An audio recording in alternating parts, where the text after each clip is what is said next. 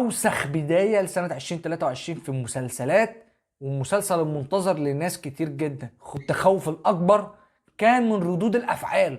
ما هو ممكن انت تعمل حلقه زي دي وهوبا ردود الافعال، لا ده بص داون جريد بتقييم الحلقه عامل ازاي، لا شوف الناس بقى قرفانه من الرياكشنز حوالين العالم، مش بتكلم عن الامريكان بس، حوالين العالم. لا بس ردود الافعال تخوف، والله تخوف، تخوف وترعب. الواحد بقى حاسس هو اللي مش طبيعي. افضل شخصيتين شاذتين ممكن تشوفهم في مسلسلات او افلام تم كتابتهم.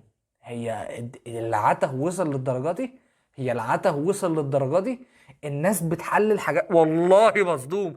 مش لاقي مخرجات كلام ممكن اقولها، مش لاقي الفاظ معينه ممكن تتقال. اسف الدين واكفر يا جدعان، يا جدعان عيب، يا جدعان، يا جدعان عيب، مش عاوز اعملكم زي يا جدعان، والله انا عيان وتعبان لكن اطلع ميتين ابوكم يا جدعان، والله العظيم ما تيجوا في